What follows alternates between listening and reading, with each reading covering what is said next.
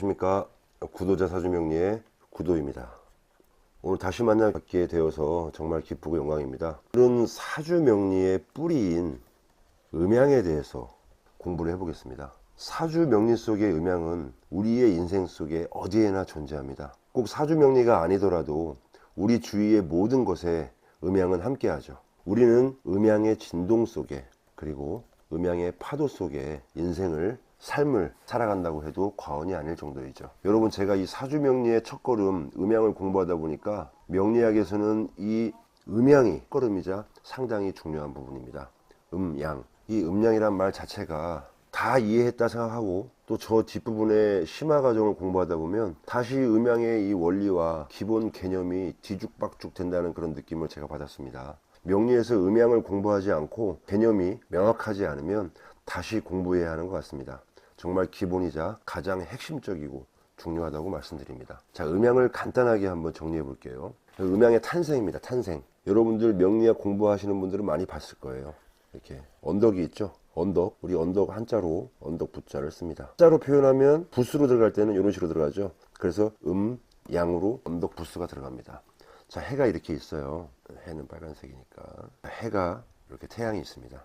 태양이 햇볕을 비춥니다. 해가 떠서 이 언덕의 한쪽을 비추면 언덕의 반대편에 그림자가 이렇게 지겠죠. 그림자가 졌을 때 밝은 쪽은 볕이 있는 거죠. 볕. 그래서 볕양이 됩니다. 그늘진 쪽은 그늘음으로 자리 없습니다. 음양은 한쪽은 밝고 한쪽은 이렇게 출발했습니다. 만약 볕, 밝음이 없다면 그림자도 없는 것이고 어둠이 없다면 빛도 없는 거죠. 이렇게 음양이 생겨났고 음양은 항상 공존합니다. 상당히 간단하죠. 이게 음양의 최초 우리가 접하는 개념입니다. 이런 음양의 원리들이 우주와 지구, 또 우리, 환경, 인생의 모든 과정들이 음양과 엮여 있다고 생각하시면 됩니다. 자, 그러면 이렇게 음양은 탄생했다는데 이 음양은 과연 어떻게 생겨났을까? 이 음양의 역사에 대해서도 한번 우리가 알아볼 필요가 있습니다. 사주명리학을 공부하면서 최초의 이런 역사까지 이해를 하면 상당히 좋겠죠. 히스토리부터 우리가 차근차근 이해해 봐야 할 것 같습니다. 동양 철학의 시작은 주역이죠. 주역.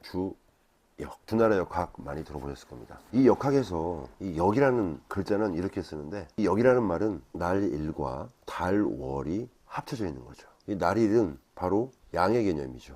월은 음의 개념입니다. 이렇게 양과 음이 합쳐진 개념이 바로 음양의 개념이고 이것을 바로 역이라고 하는 겁니다. 일은 낮, 해, 음은 밤, 달. 이것이 바로 어떤 걸 뜻하겠습니까?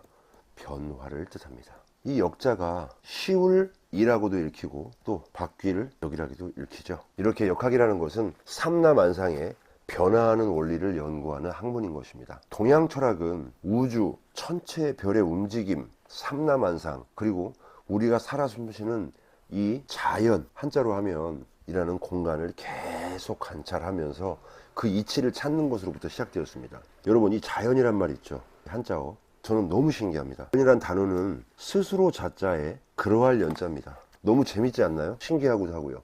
왜 그러냐면 동양 철학자들이 이 자연이라는 공간을 계속 관찰하면서 자연의 순환 이치를 연구하고 결론을 지어서 이 한자를 만들었다고 하는 것이죠. 중국 한자는 상용문자로 모양을 보고 통상 많이 만드는데 이 자연이라는 한자는 수많은 관찰을 통해서 모든 이치를 깨달은 후에 결정 지은 거죠. 자연은 스스로 그러하다라는 거죠. 자기 스스로 알아서 그렇게 생겨 먹었다, 그런 거죠. 알아서 태어나서 성장하고 발전하고 성숙해졌다가 또 쇠퇴하고 사라지며 다시 태어나는 우리의 자연, 인위적인 것이 아니라 자연은 스스로 생겨서 스스로 존재하더라, 이런 뜻의 한자어인 거죠. 이 엄청난 단어인 자연을 잘 지켜본 동양 철학자가 고민하고 연구하다 보니까 이 자연은 바로 음양의 법칙으로 상대적으로 잘 돌아가더라 깨우친 거죠. 여러분, 이해하셨습니까? 자, 주역이라는 학문은 그 안에 기본적이고 공통적인 이론, 바로 공통적인 이론, 공리라고 합니다. 이 공리라는 것은 공통적인 원리라고 하는데 이 주역에서는 바로 그것을 도의 개념으로 가르치고 있습니다. 이 주역에서의 도는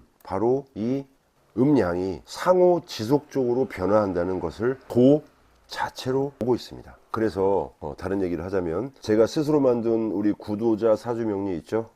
이 구도자 사주명리의 이 도도 바로 제가 공부하고자 하는 그 길의 도가 아닐까 합니다. 음양에 이치하고 계속 변화하는 사람의 인생의 길을 찾는 공부 쭉 이어져 나가겠습니다. 여러분, 이렇게 이 주역이라는 학문 속에서 자연의 이치와 음양의 법칙을 깨닫고 그 연구는 계속 발전하게 됩니다. 그 이후에 음양의 법칙을 깨닫고 이 음양이 어떻게 변화했을까요? 음양의 변화, 분화에 대해서 한번 알아볼게요. 여러분, 동양에서는 세상의 기원을 볼 때 처음에 아무것도 없는 궁극의 무의 상태를 무국이라고 합니다. 없는 것도 없는 상태, 없는 것이라는 것도 없는 상태. 이 말도 매우 심오하죠. 아무튼 뭐라고 쓸 수가 없겠어요. 아무튼 무국이라고 쓰겠습니다. 그림을 그리려고 하니까 아무것도 없는 상태를 쓸 수가 없습니다. 무국이라고 치겠습니다. 무국. 자, 이 무국 상태에서 무언가가 생겨납니다. 여러분 많이 들어봤죠? 그것이 바로 태극입니다. 자, 태극은 나중에 음양으로 분화하죠. 태극은 음양으로 분화하기 이전이고 양이 하나로 뭉쳐있는 것이 태극입니다. 자, 태극은 다시 아까 말씀드렸죠. 양과 음으로 분화하죠. 드디어 이 효라는 기호가 있죠. 효라는 기호로 이렇게 하나, 양 두 개를 음으로 표현합니다. 이런 기호를 효라고 합니다. 효. 여기서부터 양과 음이 홀수와 짝수로 구분되어지게 되는 겁니다. 이렇게 양과 음과 양 두 개로 구분되어지는 것을 여러분 양의라고 합니다. 좀 깊게 들어간 면도 있지만 그래도 이해하기 위해선 이렇게 하는 것이 좋을 것 같습니다. 이것이 또 분할을 하게 되면 4개로 분화하게 됩니다. 양은 양도 2개, 음도 2개가 되죠. 양은 태양과 소음, 음은 소양과 태음으로 구분되어집니다. 여러분 이 말 어디서 많이 들어보셨죠? 이것을 바로 사상이라고 합니다. 사상. 효로 기호로 표현하면 태양은 2개죠. 2개. 소음은 이렇게 표현하고요. 소양은 태음은 이렇게 표현합니다. 여러분 사상의학 들어보셨죠? 사상의학. 우리 드라마 보면 태양엔 이재마라는 드라마가 예전에 나오기도 했습니다. 사람의 체질을 사상으로 구분해서 체질에 맞는 치료를 하는 것을 사상의학이라고 합니다. 결국 사상의학도 이 음양에서 분화된 것이라는 것을 이해하시면 되겠습니다. 여기에서 또 분화를 하면 8가지로 분화됩니다. 이렇게 쭉 있죠. 8가지가. 하나, 둘, 셋, 넷, 다섯, 여섯, 일곱, 여덟 이렇게 있죠. 8가지로 구분되는데 우리 건, 곤, 감, 리가 포함되어 있는 8괴 분화됩니다. 여러분 아까 음양으로 분화하기 이전에 이 태극이 음양이 하나로 뭉쳐져 있다고 했죠. 이 태극이라는 것 자체가 이 삼라만상 우주의 변화를 모두 표현한 것, 전 세계 역사상 가장 잘 만들어진 심볼이라고도 표현을 합니다. 자연의 이치를 담은 하나의 작은 그림으로 모든 것을 깨닫게 하는 문양이니까요. 제가 한번 불러와 볼까요? 제가 그림을 잘못 그려서 가져왔습니다. 이 태극 문양이 이렇게 있죠. 태극 문양을 잘 보면 이와 같이 양과 음이 서로 조화롭게 뭉쳐져 있습니다. 그렇죠? 한쪽이 양이라고 하면 그 안에 있죠. 이쪽에 음이라고 한다면 이렇게 양이 또 있습니다. 공존하고 있다는 거죠. 그리고 한번 보십시오. 양이 포화 상태가 될 때 빵 터지는 게 아니라 이 양의 끝단에서 다시 음이 시작되고 있습니다. 음도 마찬가지입니다. 음도 완전히 음이 커져서 점점점 그 기운이 쪼그라들고 있는 상태고 그래도 완전히 사라지는 것이 아니라 이 음의 끝단에서 바로 양이 시작되고 있습니다. 이 태극 문양 정말 참으로 오묘한 문양이죠. 어떻게 이렇게 잘 표현했을까요? 누가 만들었는지 정말 존경스럽습니다. 자, 그런데 여러분 우리나라는 이 태극 문양을 국기에 써버린 거 아닙니까? 대단하지 않습니까? 저는 이것도 너무 신기합니다. 태극기 한번 불러볼까요? 태극기. 이 태극기가 조금 다르죠 여러분. 이 태극기는 뭐냐면 제가 어떤 것을 좀 부를까 하다가 시기도 시기인 만큼 우리 봉오동 전투에서 썼던 태극기입니다. 이 태극 문양이 지금 가로가 아니라 세로로 되어 있죠. 그때는 또 이렇게 쓰기도 했나 봅니다. 자, 여러분 이거 한번 보세요. 태극기는 바로 동양 사상의 핵심을 완전히 다 모아 만들어 놓은 것이 태극기입니다. 이 작은 동방의 한 나라, 우리나라는 옛 선조부터 이 음양의 법칙이 우주 만물의 법칙이라는 것을 잘 깨닫고 그 큰 명제 하에 이런 문양을 쓰고 있다는 거죠. 저는 사주명리를 공부하는 사람으로서 정말 자부심을 많이 느낍니다. 이런 양과 음을 태극으로 그리고 이 효라는 기호로 건, 곤, 감리로 나누어 놨죠. 이 건이죠. 곤, 감, 리. 건은 하늘, 곤은 땅, 감은 물, 리는 불. 이렇게 해놨죠. 통상 우리 사주 명리할 때 건의 사주 같은 경우에는 하늘의 사주 해서 남자의 사주라고 얘기하고 곤은 땅의 사주, 땅이죠. 그래서 땅의 사주, 여자를 의미합니다. 그래서 여자의 사주라고도 합니다. 곤의 사주, 건의 사주 이렇게 얘기하기도 하죠. 이렇게 태극 문양이 있습니다. 이렇게 태극 문양에도 건곤감리 이런 8개 중에 4가지를 따서 만들어진 아주 오묘한 태극 문양입니다. 이 8개는 나중에 주역에서 보면 16괴, 64괴 이런 식으로 계속 분화합니다. 아무튼 여러분, 이렇게 음양은 아무것도 없는 상태에서 태극으로, 그리고 음양이라는 양의에서 사상으로 8개로, 16개로, 64개로 계속 분화한다는 사실을 이해하시면 되겠습니다, 여러분. 자, 다음은 여러분, 그렇다면 우리가 태어나서 살아가는 동안에 실제 음양은 어떤 모습으로 우리에게 다가오고 우리는 어떻게 느낄까요? 한번 찾아볼까요? 생활 속에서의 음양을 찾아봅시다. 자, 삽입을 한번 해볼까요? 자, 사람이 태어나죠. 사람이 제일 먼저 하는 게 뭘까요? 엄마의 배가 이렇게 있죠. 이 뱃속에서 이 탯줄을 연결해서 아기가 분만실에서 엄마의 탯줄 연결되어 있다가 탯줄을 자르고 이제 세상과 처음으로 연결됩니다. 이때 이 아기가 처음으로 제일 먼저 하는 것이 뭘까요? 호흡이겠죠. 호흡. 내쉴 호에 들이마실 흡입니다. 여러분, 내쉬는 게 먼저일까요? 들이마시는 게 먼저일까요? 들이마셔야 내쉬는 거죠. 이게 먼저고, 두 번째입니다. 이 사주팔자라고 하죠, 여러분. 그림을 그려보면 사주팔자에 4가지 기둥이 있죠. 연, 월, 일, 시. 연주, 월주, 일주, 시주. 천간에 나타나는 태어난 연, 월, 일시의 나의 기운에 대한 4글자하고 또 내가 살아가는 환경, 이 지지의 4글자. 그래서 사주의 8글자. 사주팔자라고 하죠. 결국 이렇게 사람이 태어나는 그 순간에 태어난 연, 태어날 월, 태어난 일, 태어날 시, 그 시간에 세상의 모든 에너지 기운을 아기가 태어나서 처음으로 흡 하고 들이마시면서 그 사람의 기운을 타고나는 것이며 그 기운으로 세상을 살아가게 되는 거죠. 그래서 연, 월, 일시가 사주에서 매우 중요한 이유가 되는 겁니다. 태어나서 처음으로 하는 이 호흡에도 음양은 존재합니다. 우리는 이렇게 평생 음양의 진동 속에 살아가게 됩니다. 그 이후에도 심장이 수축되고요. 심장이 또 이완되죠. 생명을 유지합니다. 온몸의 기능들이 음양의 조화로운 모습으로 계속 이어져 나갑니다. 또 혈액은 또 어떻게 됩니까? 심장에서 산소화된 혈액이 맥으로 나가서 온몸의 모세혈관까지 가죠. 몸의 기능을 다 유지하게 하고 다시 정맥을 통해서 들어오게 됩니다. 이런 것도 음양이라는 거죠. 사랑이라는 것도 있죠. 사랑, 누구를 사랑하다, 누군가에게 내 마음속에 들어왔다 나갔다, 이것도 음과 양입니다. 내 통장에 돈이 들어왔다 나갔다 하는 것도 음양이고요. 만남이 있고 헤어짐이 있는 것, 사람과의 관계도 모두 음양입니다. 요즘 같은 과학, 디지털 시대, 기계, 전산, 디지털이라고 하죠. 또 영과 일을 나타냅니다. 영을 음이라고 하고 일을 양으로 봅니다. 홀수짝수, 그렇죠? 아까 제가 무국에서 태극으로 다시 또 음과 양으로 구분된다고 했는데 효라고 했죠. 그 기호입니다. 양은 하나, 홀수, 짝수, 이렇게 양과 음이 되겠죠. 삼라만상이 모두 음과 양으로 이루어져 있습니다. 자, 만약에 양이 밝음이라고 한다면 음은 어두움으로 쓰면 되겠죠. 남자와 여자, 남자가 뭘까요? 남자, 여자, 남자가 양, 여자가 음입니다. 시간적인 개념으로 봤을 때는 밤과 낮이 있다면 낮이 양이고 밤이 음이 되겠죠. 계절적으로 봤을 때 봄, 여름, 가을, 겨울, 양의 기운이 있죠. 봄과 여름이 양이라면 가을과 겨울은 음이 됩니다. 직선과 곡선으로 한번 나눠볼까요? 직선, 양입니다. 곡선, 음이 됩니다. 빳빳하고 뻣뻣한 그런 느낌, 양의 기운이 있는 거죠. 플렉서블하고 유연하고 부드러운 그런 기운이 바로 음의 기운이 되는 겁니다. 이 외에도 생명, 자연, 원리 모든 것에 음양으로 나누어질 수가 있습니다. 몇 가지 더 재미있는 생활 속 음양에 대해서 한번 찾아볼까요? 여러분들, 우리 새해나 구정, 추석 때 조상과 어르신들에게 세배를 합니다. 남자들은 왼손이 위로 올라갑니다. 여자들은 오른손이 위로 올라갑니다. 좌가 양입니다. 그리고 남자이기 때문이죠. 오른손 우가 음입니다.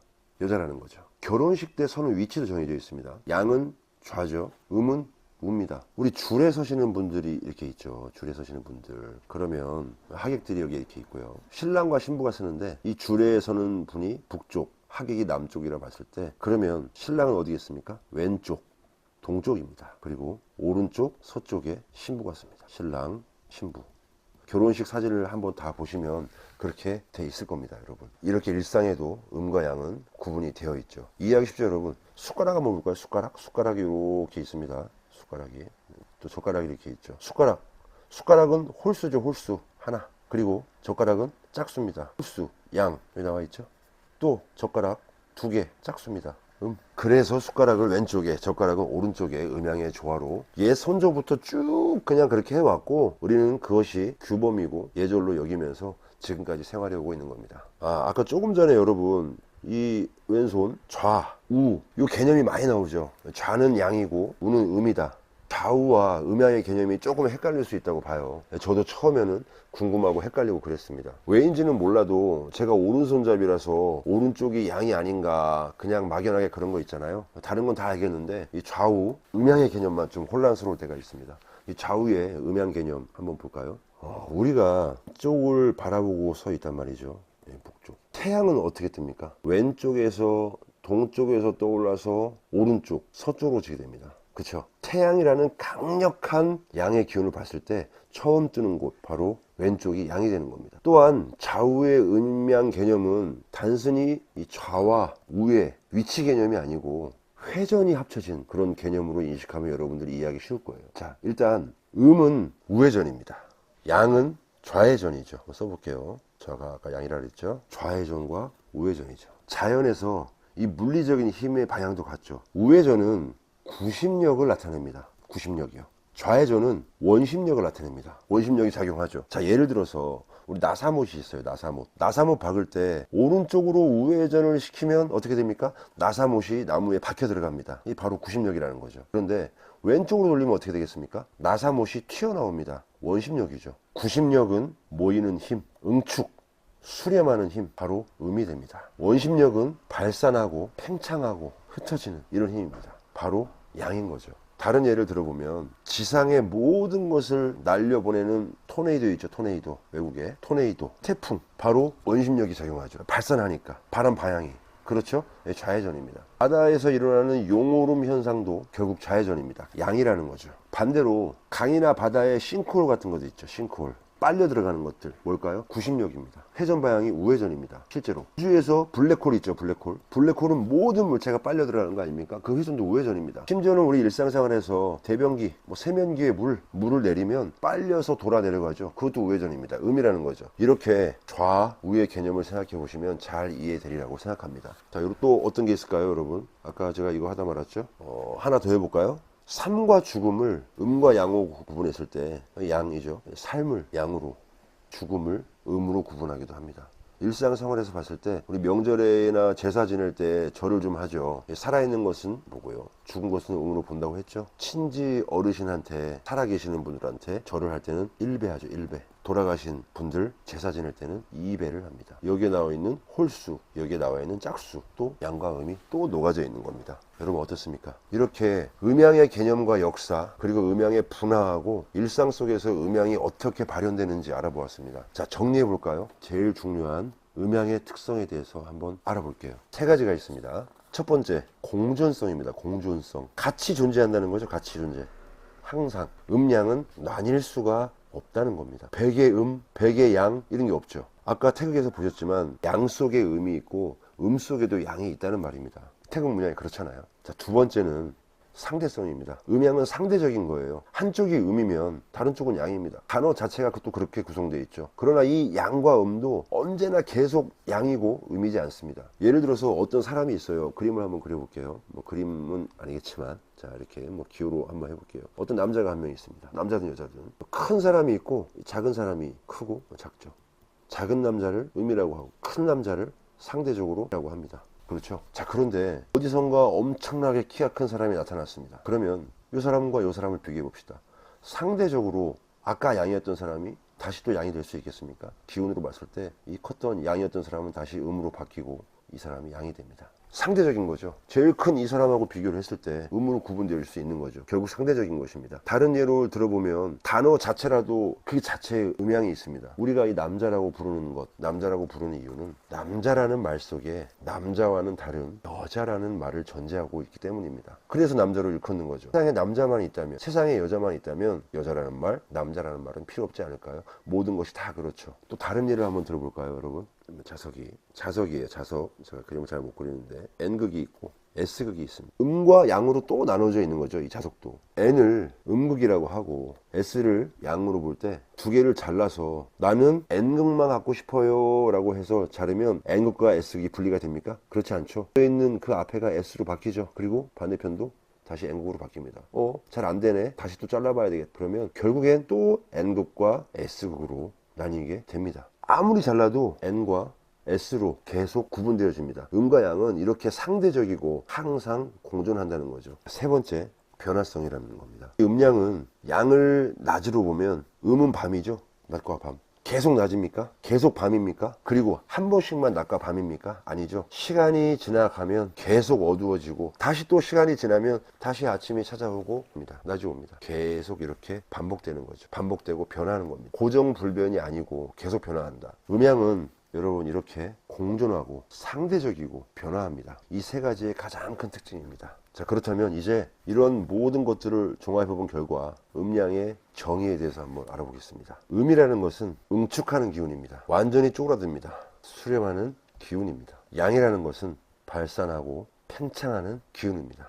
여러분, 이것이 바로 명리 공부의 가장 중요한 기억할 부분이라고 단언하고요. 음과 양의 정의를 잘 알아야겠습니다. 이런 개념이 바로 음과 양의 개념입니다. 팽창하고 발산하는 것은 양, 응축하고 수렴하는 것은 음이라고 생각하면 됩니다. 자, 앞으로도 계속 사주 명리학을 공부하게 될 것인데요. 또 나의 사주를 또 다른 사람의 사주 통변도 하게 될 것인데 모든 사주를 해석하는 것에 대해서 이런 음양의 법칙과 기운이 들어가게 되죠.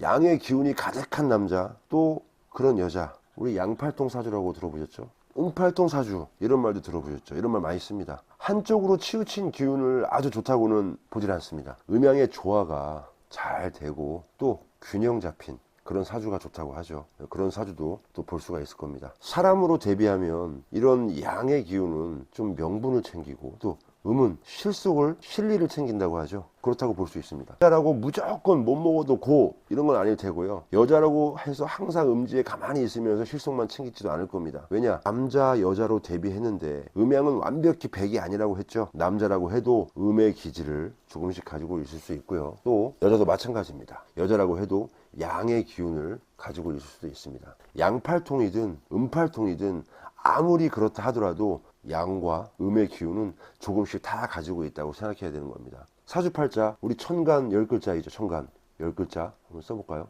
갑, 을, 병, 정, 무, 기, 경, 신, 임, 개. 또 지지 12글자 있죠. 자, 축, 인, 묘, 진, 사, 오, 미, 신, 유, 술, 해. 천간 10글자와 지지 12글자, 총 22글자로 이루어져 있잖아요. 그렇죠? 이것을 음양에 대입해 보면 한 사람의 사주는 8글자로 이루어져 있습니다. 그렇죠? 이렇게 8글자. 일주의 일간을 나라고 하고 나머지 7글자와의 관계를 해석하면서 사주를 분석합니다. 음양으로 봤을 때 눈에 보이는 것은 양입니다. 눈에 보이지 않는 것은 음입니다. 자, 그럼 눈에 보이는 이런 8글자를 가지고 이 양이라고 하겠죠. 보이지 않는 22글자에서 8글자를 뺀 14글자, 그걸 또 음이라고 할 수도 있습니다. 그렇죠? 사주통변을 양으로만 생각해가지고 계속 8글자만 가지고 논하면 그 사람의 마음과 환경을 잘 알 수 없고 또 앞으로 성장해 나가면서 변하는 그런 변화된 삶 속에 숨어있는 음인 이 14글자 같은 것들도 잘 보면서 판단을 해야 됩니다. 왜? 우리 지장간이라는 말도 있지 않습니까? 이 지지에 하늘의 천간이 숨어있는, 웅크리고 있는, 우리가 필요할 때 잘 꺼내 써야 하는 지장간도 있지 않습니까? 사주통변시에도 이런 음양이 잘 쓰인다는 개념을 잘 알아야 되겠습니다. 사주 공부를 하면서 이 기본적인 음양의 개념을 잘 알고 앞으로 오행이나 천간, 지지, 십성 공부하면서 점점 사주명리의 세계로 빠져들면서 한 사람의 인간의 마음과 환경을 들여다보는 방법을 알게 될 겁니다. 자, 다시 한번 정리를 한번 해볼까요? 우리 마지막입니다. 양, 팽창, 발산, 응축, 수렴. 여러분, 이렇게 제2강 음양에 대해서 사주명리학의 뿌리인 음양에 대한 이해를 통해서 사주명리학을 접근하기 위한 하나의 가치를 한번 느껴봤습니다. 이 기초적이고 원천적인 음양에 표출되는 가치는 이 사주명리의 전체를 관통하고 있다고 해도 과언이 아닙니다. 모든 것은 평등하지 않다, 변한다, 공존한다, 상대적이다 라는 마음으로 명리 공부를 시작해야 되겠습니다. 제가 요새 명리 공부를 한다고 너무 머리를 많이 쓰고 있는 것 같아요. 동양 철학 명리가 나에게 주는 영감이나 감동은 정말 소름 끼칠 정도로 감명 깊지만 가끔은 머리가 아프기도 합니다. 또 바로 음양의 법칙일까요? 비워야 채울 수 있겠죠. 내 양손에 쥔 것은 하나쯤은 내려놔야 내가 가지고 싶은 것을 또 쥘 수 있겠죠. 머리를 조금 비워야 될 것 같습니다. 계속 이어지는 감동을 채우기 위해서요. 긴 시간 끝까지 시청해 주신 여러분 감사드리고, 다음 시간에는 제3광 오행이라는 주제를 가지고 여러분 찾아뵙도록 하겠습니다. 구독, 좋아요 여러분 많이 감사합니다. 내가 가지고 태어난 나라는 사람을 알고 내가 나아가야 할 방향을 알며 삶을 살아가면서 만나게 되는 인연과 일, 그리고 나의 마음가짐이 서로 어우러져 내 인생의 큰 그림이 완성되어가는 그 길을 함께합니다. 시청해 주셔서 진심으로 감사드립니다.